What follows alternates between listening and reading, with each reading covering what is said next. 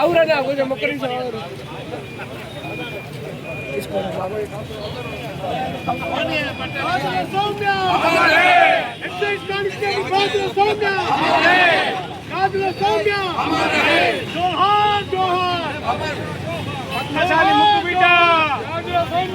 పద్మశాలి ముద్దు బిడ్డ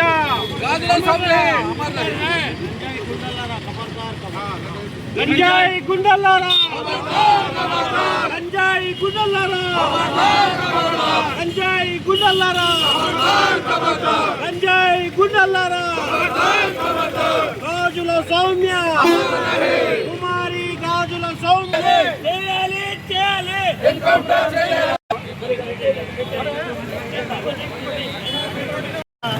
మాధవ్ నగర్ వద్ద 6:30 గంటలకు సాయంత్రం 6:30 గంటలకు ఎక్సైజ్ గంజాయిని స్మగ్లింగ్ చేసినటువంటి కారుని అడ్డగించి పట్టుకోవడం వల్ల దాని ద్వారా స్మగ్లర్లు ఆమెపై నుంచి కారుని తీసుకెళ్ళి ఆమె కిడ్నీలు ఖరాబ్ అయిపోయింది.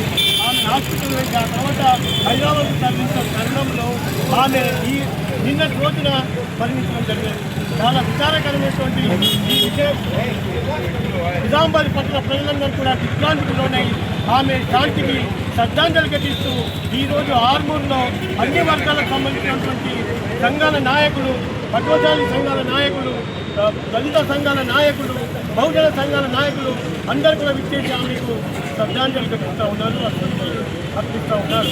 ఖచ్చితంగా గవర్నమెంట్ ఆమె మరణానికి కారణమైనటువంటి గంజాయి స్మగ్లర్ని ఎన్కౌంటర్ చేయాల్సిందిగా మేము గట్టిగా డిమాండ్ చేస్తూ ఉన్నాము. ఖచ్చితంగా ఆమె మరణానికి కారకులైనటువంటి వారిని ఖచ్చితంగా శిక్షించాలని మేము డిమాండ్ చేస్తూ ఉన్నాము. బహుజన బిడ్డ అక్కడు సమాజం నుంచి పైకి వచ్చినటువంటి మా గాజుల సౌమ్య అమ్మాయి ఎంతో విరోచితంగా వృత్తితో పోరాడి నిన్న మరణించడం జరిగింది. మీ అందరికీ తెలుసు. డ్రగ్ పెడ్లర్స్ ఎవరైతే ఉన్నారో దారుణంగా ఆమె పైకి కారు తీసి పారిపోయిన సంఘటనలో ఎంతో విరోచితంగా ఆమె పోరాటం చేసింది.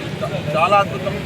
వాస్తవంగా తమ్ముడు ప్రదీప్ చెప్పినట్టు ఎన్నో అనుమానాలకు తావుతున్నటువంటి ఈ యొక్క మరణం మిస్టరీ వెనుక ఎంతోమంది ఉన్నట్టు మేమందరం కూడా భావిస్తున్నాము. వాస్తవంగా ఈ సమాజంలో రక్షణ కల్పించాల్సినటువంటి వ్యవస్థ పూర్తిగా విఫలమైందని నేను భావిస్తున్నాను. మా ఈఆర్ ఫౌండేషన్ తరఫు నుంచి ఆ అమ్మాయి సౌమ్య, మా పద్మశాలి ముద్దుబిడ్డ అయినటువంటి తను ఎంతో కష్టపడి ఆ స్టేజ్కి వచ్చి తను ఎక్సైజ్ కానిస్టేబుల్గా ఉద్యోగం సంపాదించడం కానీ ఆమె విధుల నిర్వహణల పట్ల ఎంతో శ్రద్ధతో ఉన్నటువంటి తనను బలి చేసినటువంటి అధికారులు కానీ లేక దీని వెనుక ఏదైనా హిస్టరీ ఉందా అనేది కంపల్సరిగా మినిస్టీరియల్ విచారణ కానీ శాఖాపరమైన దర్యాప్తు కంటే ఇంకా పై లెవెల్లో చేయాలని కోరుతూ, అలాగే ఎంతో కష్టమైనటువంటి రోడ్డు పైన మనం ఉంటూ వాళ్ళు ఎంతో ఫాస్ట్గా వెళ్తున్నా కానీ వాళ్ళకి ఎటువంటి ఆయుధాలు లేకుండా వాళ్ళను మామూలుగా అక్కడనే రోడ్లపైన ఒక అమ్మాయి డ్యూటీ చేస్తున్నప్పుడు వాళ్ళు అంత దారుణంగా రిక్స్ అలాగే కిడ్నీ పైకెక్కించి తీసుకపోవడం వల్ల ఈ గంజాయి మాఫియా కానీ గంజాయి వాళ్ళు కానీ ఎక్సైజ్ డిపార్ట్మెంట్తో పాటు ఏదో భావిస్తున్నాము. దీని వెనుక ఉన్నటువంటి ఉన్నతాధికారులు ఎవరైనా సరే ప్రభుత్వానికి ఆదాయాలు కాదు, ప్రజల సంక్షేమం ముఖ్యం.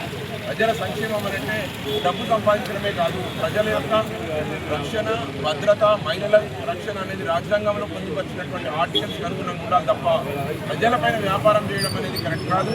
ఎక్సైజ్ డిపార్ట్మెంట్కి కంపల్సరీగా వాళ్ళకు అధునాతనమైన ఆయుధాలు ఇవ్వాలా, వాళ్ళకి ఇంటెలిజెన్స్ వ్యవస్థ కరెక్ట్గా మెయింటైన్ చేయాలా, వాళ్ళకి పోలీస్ డిపార్ట్మెంట్, లోకల్ పోలీస్ కరెక్ట్గా సపోర్ట్ చేయాలా. వాళ్ళు చెకింగ్ చేస్తున్నప్పుడు వాళ్ళకి ఆయుధాలతో పాటు రక్షణగా పోలీస్ శాఖ నుంచి కూడా కొంతమంది కానిస్టేబుల్స్ కానీ రక్షణ వ్యవస్థను ఏర్పాటు చేయాల్సిన అవసరం ఉంది. ఎందుకంటే ఈ మధ్య ప్రతి కాలేజెస్లో కానీ మారుమూల పల్లెల్లో కానీ గంజాయి కానీ డ్రగ్స్ కానీ ఇటువంటి చాలా రకమైనటువంటి మాదక ద్రవ్యాలు వస్తున్నాయి. కాబట్టి పిల్లలందరినీ కూడా జాగ్రత్తగా చూసుకోవాల్సిన తల్లిదండ్రులు రోజు బిగ్గుమంటూ కాలం గడుపుతున్నారు. సాయంత్రం అయితే ఎక్కిపోతున్నారు, ఎవరు ఎక్కడి నుంచి తీసుకొస్తున్నారు, పిల్లలు ఎక్కడి నుంచి వస్తున్నాయి, ఆదిలాబాద్ జిల్లా, హైదరాబాద్ నుంచి అవి ఇలా వస్తున్నాయి.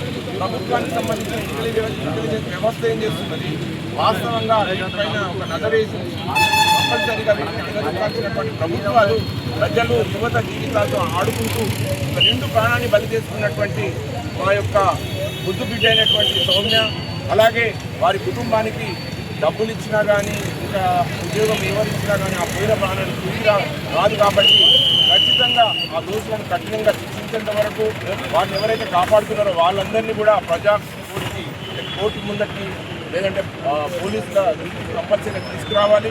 అలాగే వారిని శిక్షించేంత వరకు మా యొక్క పోరాటం కానీ మా యొక్క దళిత నాయకులైనటువంటి బహుజన నాయకులైనటువంటి ప్రదీప్ గారు, ఇక్కడ ఉన్నటువంటి మిగతా నాయకులందరం కూడా పార్టీలకు అతీతంగా, మతాలకు అతీతంగా, కులాలకు